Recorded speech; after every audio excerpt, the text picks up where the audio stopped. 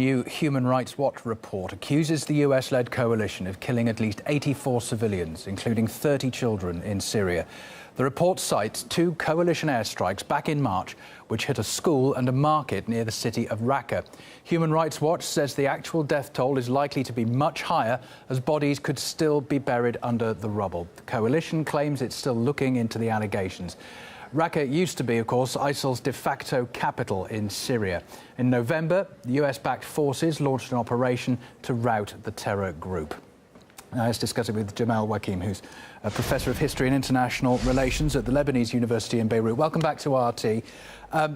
These attacks are being investigated. What response from Washington do you expect, if any, to this? Well, I believe that Washington lives in complete denial. It will deny any responsibility for the action, and it might blame it on false information that it received from its allies.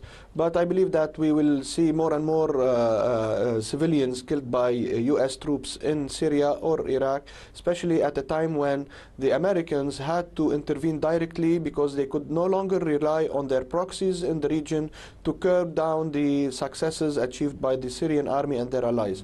So that's why I believe that we will see more and more victims by the US in Syria. Civilian casualties are a sad fact of any conflict like this. Is it ever possible to avoid them at all, though, really?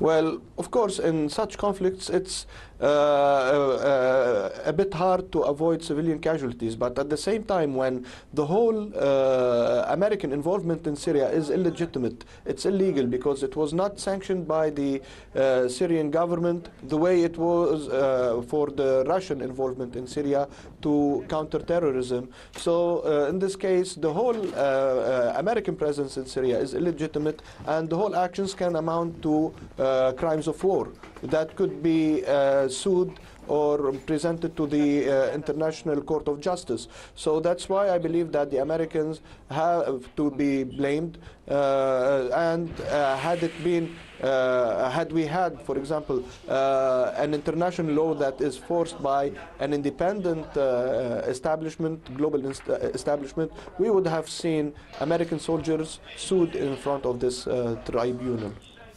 Human Rights Watch says the coalition didn't send anyone to inspect the scene of the strike. What do you think that says about the quality of the coalition's assessment of these things? It is just batting it out of hand. Well, I believe that this is intentional because they are aware of the crime they committed. They want to erase any evidence or fact.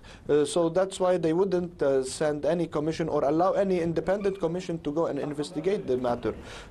They will, if any accusation is raised by their opponents, they would only send a spokesman for the army that could claim at best that it was a mistake based on false information that they received from their allies, the way they did in previous incidents. We'll keep an eye on responses to this. For now, though, Professor Wakim from the Lebanese University in Beirut, thanks very much for your time.